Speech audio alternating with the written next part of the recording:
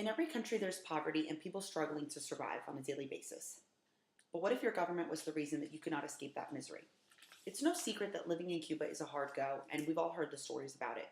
Cuban citizens get a salary of roughly $19 a month and are expected to raise a family on this salary. They're also given ration cards which delegate how much meat and supplies that they get for this month. Their cards are supposed to last them an entire month, but most citizens can only make 1 to 2 weeks with this ration. After their stuff runs out, they have to participate in illegal activities to get the rest of the foods they need. If not, they will starve to death. The most popular option now is the black market. The poverty in Cuba and corruption in government have directly led to citizens' participation in the black market. To what lengths would you go if you had to watch your family struggle every single day to get food or even the basic supplies they need just to live? Would you steal? Many Cubans do, but most participate in the black market, even though their government has labeled it as forbidden.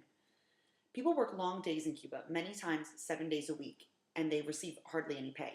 Like I said before, about $19 a month. Not only do they work all day, they live in deplorable conditions where even their water is rationed. The water is set up through a system of pipes that runs over each house, and the pipes are open one time a day, and if you're there, you get a shower. If you miss it, well, you've missed your showers for the day. The black market does not necessarily have to be hidden because it's a basic way of life in Cuba. You can find it on any street corner and in any shop. Most items are available through the black market, but some are still hidden and have to be kept a secret from the government. Such items such as toothpaste, soap, and tomato puree have been eliminated from the ration cards and now can solely be purchased through the black market or bought in stores at ridiculous prices that nobody on their salary could afford. If people don't have a family to support, they can go through the black market by selling all their leftover rations, which usually is not much, and bartering it for something that they do need in return.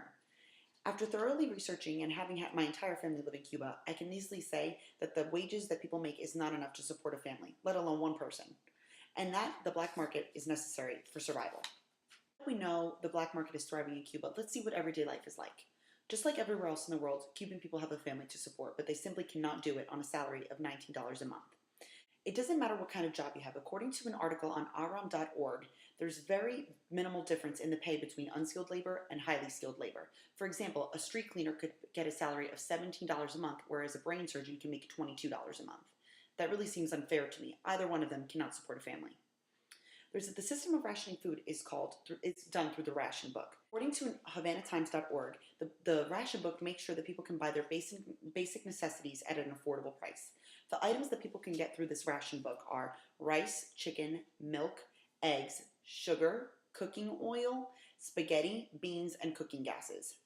People get small amounts that are usually only going to last them 10 days, whereas the ration is supposed to last them a month. This just goes to show the portions that people are given. An example of how the ration system works is for their first year, an infant is given milk at 1 liter per day for 10 cents.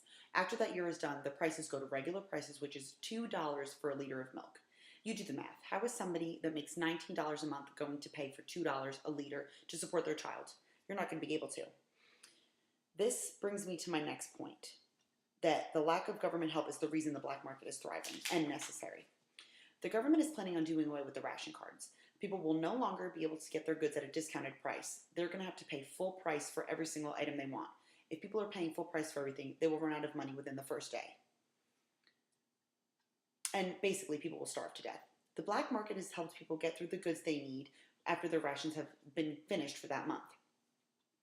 For an example of how the black market is beneficial is, let's say a family of 4 has a small child that does not need any meat. They will take that child's portion of meat, take it down to the black market, and trade it for somebody that does want meat, trade it for their milk. This is the only way that people can survive and support their family. Otherwise, if they did not do this, the milk would cost them about 3 times as much. The Cuban government does not want to help its citizens get past the hunger. It just wants to hold them back. While the black market sounds like a terrible thing, in reality, it is the Cuban citizens' lifeline. I stated earlier, Cubans barely have the bare necessities just to get by on a daily basis. They have to ration their foods, and if they want to survive, they have to go to the black market to get the food they need for the rest of the month. The government does not do anything to help its citizens. It only wants to make things harder for them by cutting down on the rations, actually eliminating them. My grandmother told me a story of how when she lived in Cuba, she did not have enough money to buy her rations for that month. She had to support my young mother, and the only reason that they got by was her family members put together the rations that they had left over, and they went to the black market to trade in the food that was necessary for my mother to survive. Stories like this happen on an everyday basis in Cuba. It's Nothing new, and it's nothing out of the ordinary to come across somebody who is struggling through the same thing. People working together in Cuba is the only thing that's helping them survive, and the black market is the only thing keeping them alive.